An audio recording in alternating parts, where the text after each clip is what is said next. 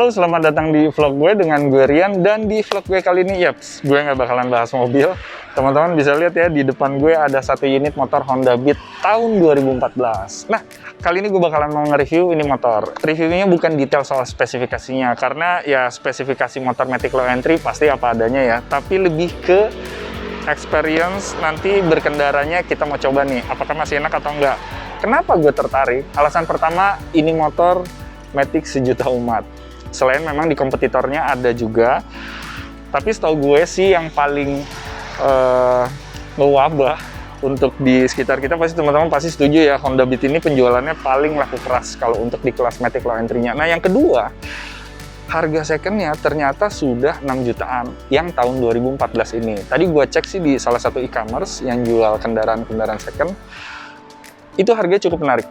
Buat gue udah cukup murah, jadi kadang orang terlalu stuck dengan untuk harus beli unit motor baru. Padahal sebenarnya mungkin budgetnya bisa dialihkan untuk ke hal yang lebih penting. Nah, apalagi lagi corona begini nih. Ini motor makanya kali aja bisa jadi referensi buat teman-teman yang mungkin nggak harus nyari motor baru, cari motor second aja bisa jadi solusi. Tapi kembali lagi, apakah enak atau enggak handlingnya, kita mau coba. Oh ya, tapi sebelum kita masuk ke situ, nanti sekilas ini motor spesifikasi singkatnya sih cc-nya 110 cc. Ukuran tangkinya juga 3,7 liter, nggak terlalu gede, tapi ini motor irit banget. Nah, nanti kita bahas seirit apa. Dan apalagi ya? Apalagi ya? Mau sebutin yang lain-lain emang udah cuman itu doang. Kalau dibilang generasi, oh ya, ini motor generasi ketiga. Generasi ketiga, jadi generasi pertamanya itu di 2008 sampai 2010 masih karburator, 2010 sampai 2011 masih karburator juga, cuman dia ada minor change kalau nggak salah di facelift soal pijakan kakinya, dia jadi lebih proper. Nah, ini yang 2000 generasi 2012 sampai 2014. Perbedaannya adalah yang paling signifikan dia sudah injeksi, jadi jauh lebih irit. Nah, 2014 ke 2016 itu generasi keempatnya, dia ada tambahan fitur, ada suara motor. Dia ada tambahan fitur ESP. ESP itu gue tadi kurang coba tracing sih detailnya, teman-teman bisa tracing sendiri ya di Google. Dan generasi terakhir 2016 kalau nggak salah ya, sampai saat ini. Nah, tapi karena unitnya yang tahun 2014, jadi pastinya kita fokus bahas ke sini teman-teman. Seperti itu. Oh ya, kita mau coba nih sambil nanti nge-vlogging sambil gue berkendara. Nanti bareng Yoel, sahabat gue, dia ngebantu kamerain dari samping. Karena kita nggak punya GoPro, jadi kita padain dulu pakai kamera handphone. Tapi mudah-mudahan teman-teman seneng ya. Kalau memang ada masukan kritik, tulis aja di kolom komentar. Nanti sambil vlogging berkendara, kita coba bahas tuntas sebisa gue yang gue tahu dari motor ini, dari pengguna motor ini juga, apa sih kelebihan dan kekurangannya. Oke, stay tune, jangan kemana-mana ya.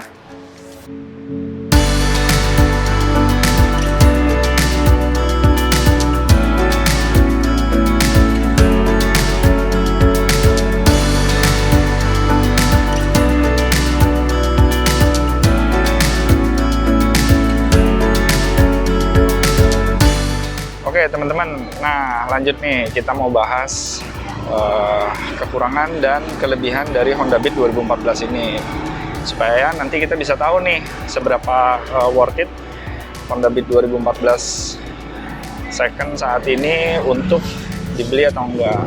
Kali aja mungkin jadi referensi buat teman-teman yang mungkin ada yang mau coba nyari-nyari motor second di kelas low entry, Matic khususnya, apakah Honda Beat atau kompetitor lainnya. Nah, langsung aja lah ya kita bahas untuk kekurangannya dulu. Kenapa? Karena biasanya kan pasti langsung pada notice kalau misalnya nyari satu produk atau barang, pasti kan, wah kekurangannya apa nih?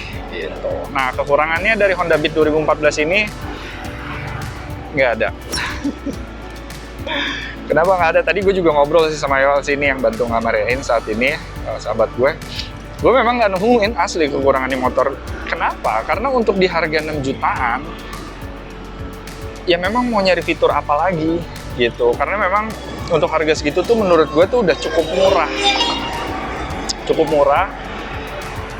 Jadi kembali ke esensi dari sebuah motor itu sendiri sebenarnya. Ketika memang dia bisa jadi kendaraan yang baik, digunakan di jalan, maksudnya handlingnya enak, terus juga semua bekerja dengan baik, safety-ness-nya mulai dari pengereman, lampu-lampu semuanya normal ya, sudah cukup gitu.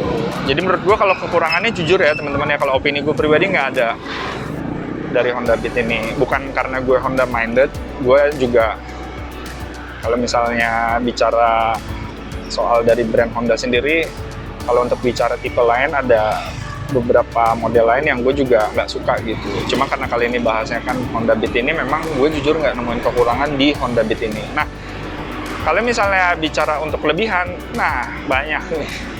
Cuma karena durasi kan nggak mungkin ya gue bahas semua. Jadi gue coba persempit aja apa sih yang paling esensial dari Honda Beat ini, kelebihan-kelebihannya. Yang pertama, kelebihannya Honda Beat 2014 ini menurut gue adalah irit. Iritnya irit banget. Ini gue tanya langsung sama ke yang ownernya yang punya, itu 1 liter mungkin kurang lebih di 40 sampai 50 km.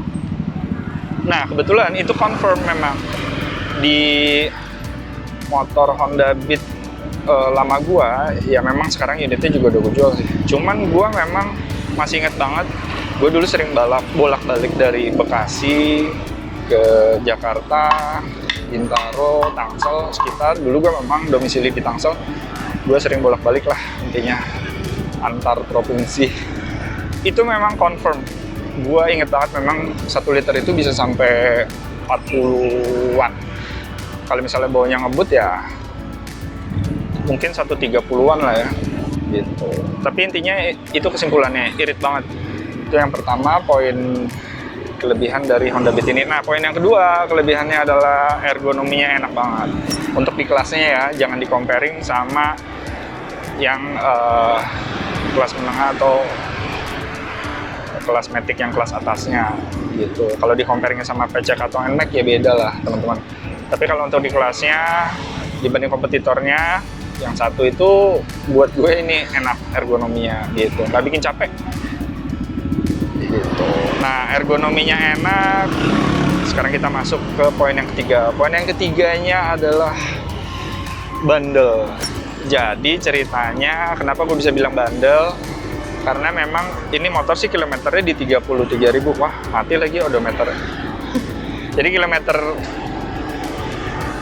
dari motor gue yang Honda Beat sebelumnya itu sampai 150.000 lebih kalau gue nggak salah inget ya. Memang unit nggak ada sih, tapi gue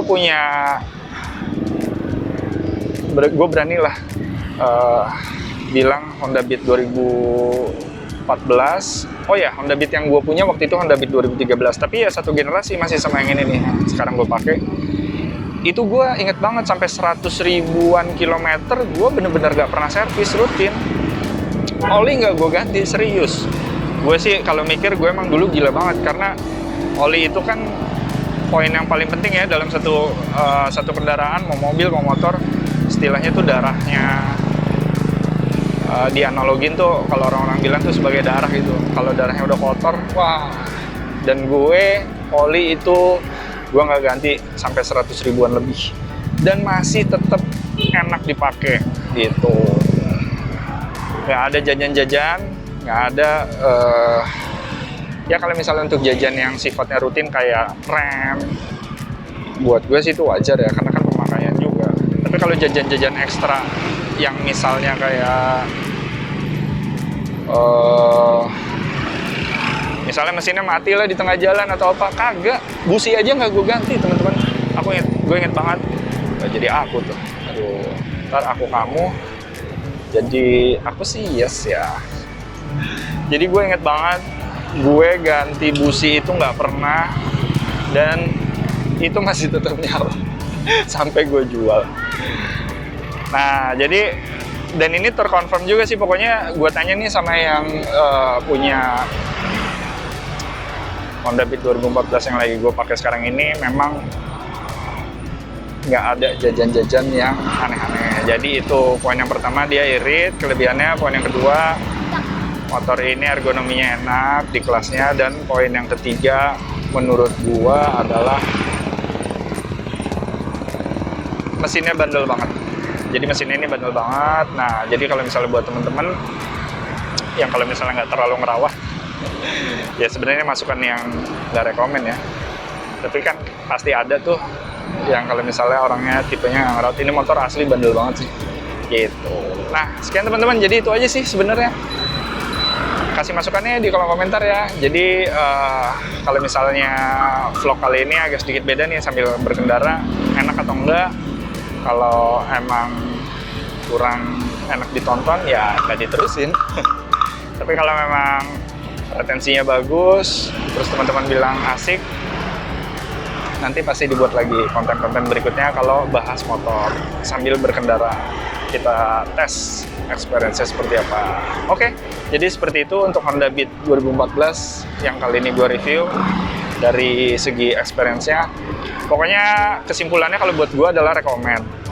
Tapi kan rekomen dari gue ini disesuaikan juga sesuai kebutuhan teman-teman masing-masing. Kalau memang kebutuhan teman-teman sedikit berbeda, ya pasti udah nggak bisa sama lagi ya, apakah rekomen atau enggaknya gitu. Tapi mudah-mudahan apa yang gue sharing tadi bisa jadi referensi buat teman-teman yang mungkin lagi ngincer motor matic kelas low entry, bahwa Honda Beat 2014 ini bisa jadi salah satu option yang menurut gue sangat baik di kelasnya gitu. Oke, sekian teman-teman. Terakhir jangan lupa ya, mohon supportnya buat channel ini untuk like, share, dan subscribe. Stay healthy, stay safe, and bye-bye.